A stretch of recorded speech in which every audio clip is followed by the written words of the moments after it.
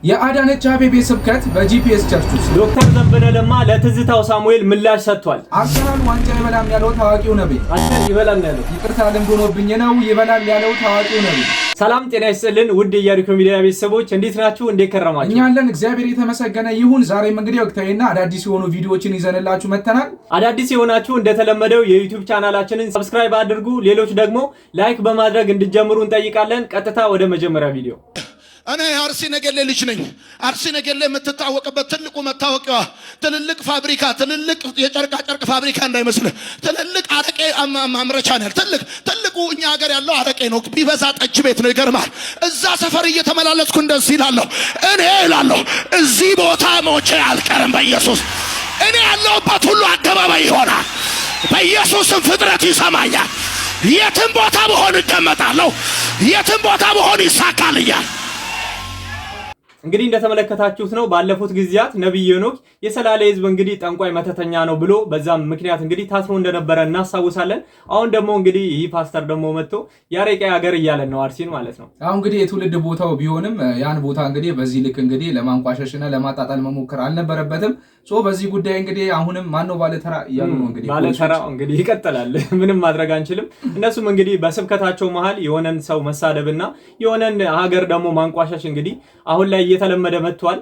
እስቲ ከዚህ በማስቀጠል ደግሞ ከሰሞኑ እንግዲህ በዋስ የተፈታው ነብይ ሄኖክ በቸርች ውስጥ እንግዲህ አዳነች አቤቤ ብትገኝ ምን አደርጋለሁ ወይም እንዴት ሰብካሉ የሚለውን እያሳየን ይገኛል። እስቲ ቪዲዮን ተከታተለን እንመለስ።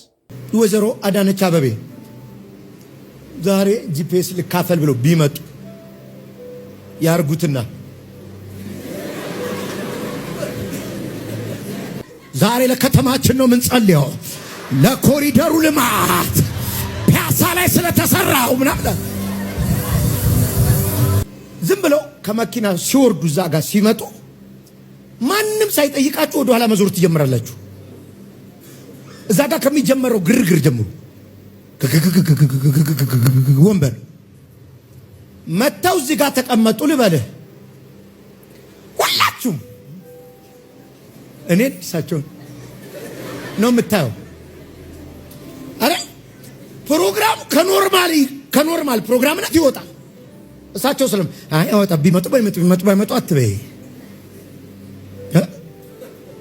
ቢሁማን እውነቴን ነው የምነግርህ። እኔ ራሱ ስብከት እቀይራለሁ።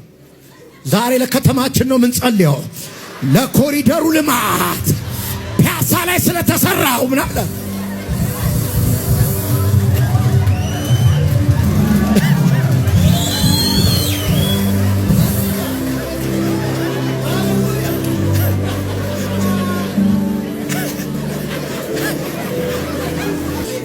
ኢየሱስ እኮ ነው ለምጣም። እንግዲህ እንደተመለከታችሁት ነው ይህ ፓስተር አዳነች አቤቤ በኔ ቸርች ውስጥ ከመጣች የስብከቴን ርዕስ ሁላ ቀይራለሁ እያለን ይገኛል። በነገራችን ላይ እኛ እንግዲህ ስለ ቅዱሳን ስናወራ ምናምን እናንተ ኢየሱስን አሰብኩም ይለናል።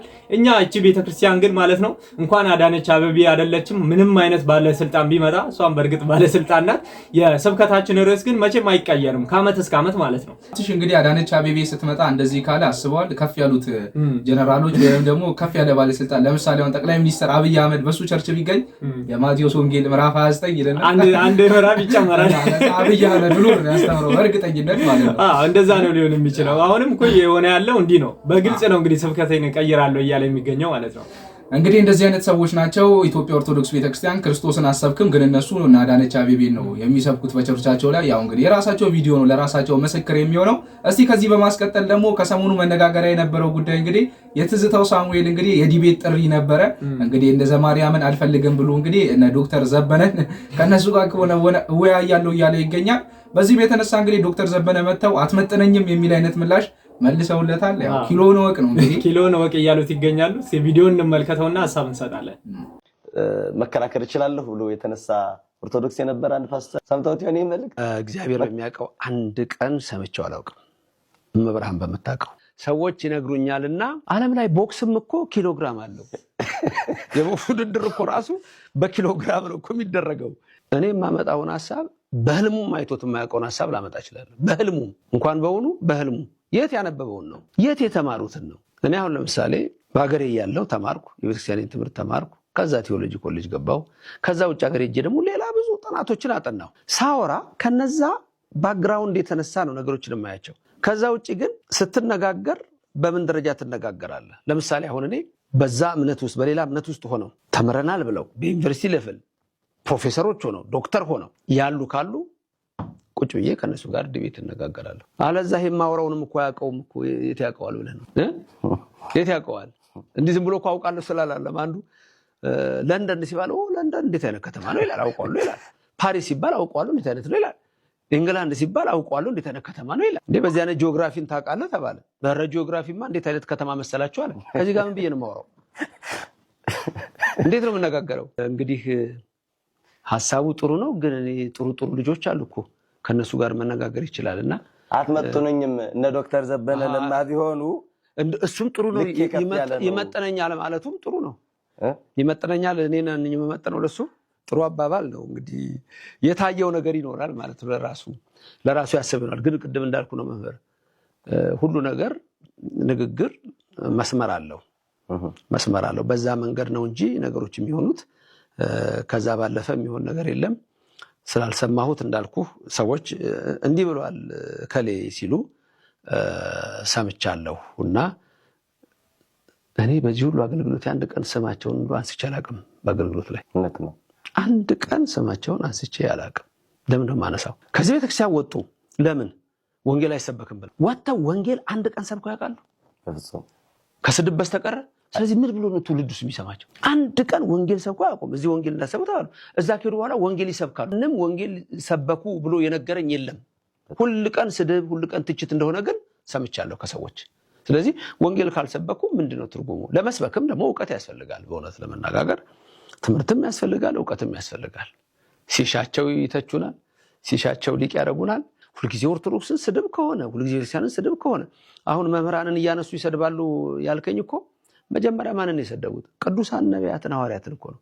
እና አቡነ ተክለ ሃይማኖት እና አቡነ ገብረ መንፈስ ቅዱስ እነ ክርስቶስ ሰምራ እነ ቅድስት አርሴማ እነዚህን እኮ ሲሰድቡ የነበሩ ሰዎች ናቸው እኮ። እና ባለጌ ሰው ደግሞ ሲሰድብህ አቤት የበረከት ብዛት፣ በረከት ይበዛል። እንግዲህ ድንቅ የሆነ ምላሽ ነው መምህር የሰጡት። እንግዲህ እንደሰማሁ ነው። በጣም ደስ የሚለው ነገር ስድብ እንኳን ትንሽ መልክ ሲኖረው አሪፍ ነው። በጣም የተማረ ሰው እኮ ይስደብ። በነገራችን ላይ ማለት ስድቡ ራሱ ትንሽ ወዝ አለው ሲሳደብ ማህይም አላሉም። አሁን ግን በግልጽ ትዝታው እንግዲህ መማር እንዳለብህ በግልጽ የሚያሳይ ንግግር ነው የተናገሩት። በጣም ደግሞ ከዛም በላይ እኔ ማመጣቸውን ሐሳቦች በልብ ራሱ አትረዳውም። የምልህ ነገር ምን እንደሆነ ራሱ ስለማትረዳው እኩል ሚዛን ፈልግ እያሉ ይገኛሉ። አሁን ለንደን ብለው አቃታለሁ ይላል፣ እንግሊዝ ብለው አቃታለሁ ይላል፣ ጂኦግራፊ ቢባል ማቃለሁ ከተማ አቃታለሁ።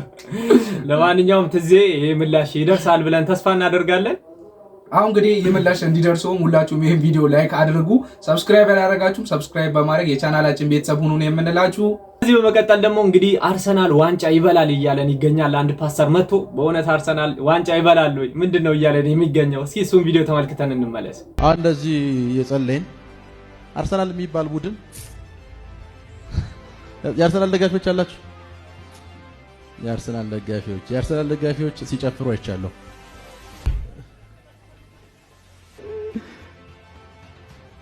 የአርሰናል ደጋፊዎች ሲጨፍሩ አይቻለሁ። የአርሰናል ደጋፊዎች አላችሁ?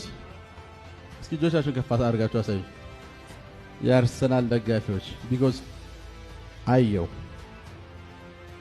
አየው ከዛ አርሰናል ሲጨፍር አየው። የታወቀ ነው። የአርሰናል ደጋፊ ሁለተኛም ቢወጣ ይጨፍራል፣ መጨፈሩ አይቀርም። ግን ዋንጫ ይበላል አይበላም የሚለውን ጉዳይ የምናይ ነው የሚሆነው። ግን ይሄ ነብይ በጣም የሚያስቀኝ ነገር ምን እንደሆነ ታውቃለህ? ኮሬክት ስኮር እንኳን ሲገምት በስነ ስርዓት አይገምትም አለ አይደለ? አውቆ ለማወናበድ በግልጽ አሁን አርሰናል ዋንጫ ይበላል አይልም ወይ አርሰናል 2-1 ያሸንፋል ይላል። በቃ እንደዚህ አይነት ግምቶችን ይሰጣል። ያው እንግዲህ ትንሽ ሰው የሚሆነ መሀል ላይ ከጨፈረ በቃ ጨፍሯል ነው ለሱ። የመጀመሪያው ጎልም ሲገባ እንግዲህ ሊጨፍር ይችላል። ያው እንግዲህ ያንን ያልኩት ይላል። ከዛ በኋላ መጥቶ አርሰናል ተሸንፎ ማለት ነው። በነገራችን ላይ እሱን እያመኑ በጣም ብዙ ሰዎች የሆነ ሰዓት ላይ ቤቲንግ በጣም ሙስሊም ክርስቲያኑ እየተመለከተው ነበርና መሀል ላይ አንድ ያስበላቸውና ከዛ በኋላ ላሻሉት። እንግዲህ ስብከት ይሄ ሆኗል። አሁን ላይ እንግዲህ በአንዳንድ አዳራሾች ላይ ከዚህ በመቀጠል ሰውን ታዋቂ ስለሆነ ብቻ ለምታምኑ ሰዎች ትምህርት የሚሆን አንድ ቪዲዮ አለ። እስቲ እሱን ቪዲዮ ተመልክተን ነው እንመለስ። በአንድ ታዋቂ ግለሰብ 2 ሚሊዮን ብር ተበልታ በውሸት ቀለበት ተታላ መጨረሻውን በሱ ክስ እስር ቤት የተወረወረችን ሴት ጉድ ስሙ። ይህ ታሪክ ታዋቂ ነው አይጨክንብኝም ለምትሉ የዋህ ሴቶች ትልቅ ማስጠንቀቂያ ነው። ይቺ ሴት ካናዳ ነው የምትኖረው። ለእረፍት ሀገር ቤት ስትመጣ ከአንድ ታዋቂ የሚዲያ ሰው ጋር ትተዋወቃለች። ሰውየው ብልጥ ነው። እሷን በፍቅር ለመጣል መጀመሪያ ልጇን ቀርቦ መልካም ይሆንላታል። እሷም ለልጄ እንዲሆነልኝ ብላ የልቧን በር ወለል አርጋ ትከፍትለታለች። ፍቅራቸውም ቀጠለ። እሷም ወደ ካናዳ ትመለሳለች። ነገሩ የተጀመረው በብድር ነው። የቤት ኪራይ፣ የልብስ እያለ መጀመሪያ በ50 ሺህ ብር የጀመረው ብድር ሳይታወቅ 500 ሺህ ብር ደረሰ። እሷም ባሌ ነው ብላ ያለ የሌላትን መላክ ቀጠለች። ለልደቱም ወደ ኢትዮጵያ መታ ቀለበት አሰረላት። ግን ምን ያደርጋል ካናዳ ተመልሳ በሳምንቱ ያሰረላት የወርቅ ቀለበት ቀለሙ ለቀቀ። ደውላ ስትነግረውም ለቀቀ እንዴ እቀይርልሻለሁ ብሎ አሾፈባት። ይባስ ብሎም ያን ሁሉ ብር በልቶ መጨረሻ ላይ ግንኙነቱን አቀዘቀዘው። ስትደውል አያነሳም፣ ካነሳም ታምም ያለው ይላል። መጨረሻ ላይ ምን እንዳደረገ ታውቃላችሁ? የሰረቃት አልበቃ ብሎት ሀገር ቤት ስትመጣ ልታስገድለኝ ዝታብኛለች ብሎ ከሱ አሳሰራት። ደግነቱ የካናዳ ዜግነት ስላላት በኤምባሲ እርዳታ ወጣች። ሴቶች ተጠንቀቁ። ታዋቂነት ስነ ምግባርነት አይደለም። ብራችሁን አይበላኝም ብላችሁ በየዋህነት አትስጡ። እኚህ ታዋቂ የምንላቸው ሰዎች ጭንብላቸው ሲገለጥ ያስፈራሉ። በብልሃት እንኖር። የዚህ ቻናል ቤተሰቦች እንግዲህ አናላቲክሳችን እንደሚያሳየን አብዛኛው እንግዲህ በውጭ ሀገር ያላችሁ ናችሁ። ዩናይትድ ስቴትስ፣ ሳውዲ አረቢያ እንዲሁም ደግሞ ከተለያዩ የአረብ ሀገራትም እንዲሁም ደግሞ ኢሮፓ አካባቢ ያላችሁ ሰዎች ትበዛላችሁና በእንደዚህ አይነት ጉዳይ ላይ እንግዲህ ጥንቃቄ እንድታደርጉ እንደ ሚዲያም እንግዲህ መልእክታችንን እያስተላለፍን ነው።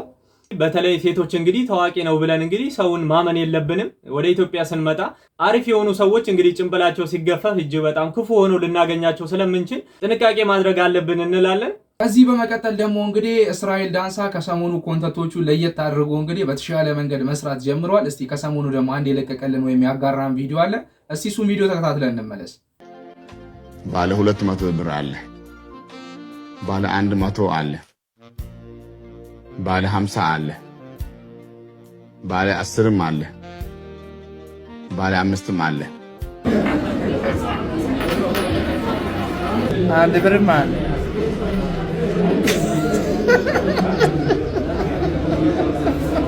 እንግዲህ አቤል አቡና እነዚህን ሰዎች አለቅም ብሏቸዋል።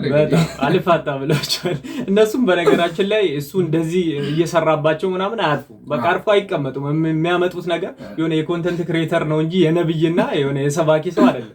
በጣም ነው ግን የሚያስቀው። አስበዋል። ባለ 100 አለ፣ ባለ 200 እያለ አንድ ብር ረስቷት እኮ ነው እሱ።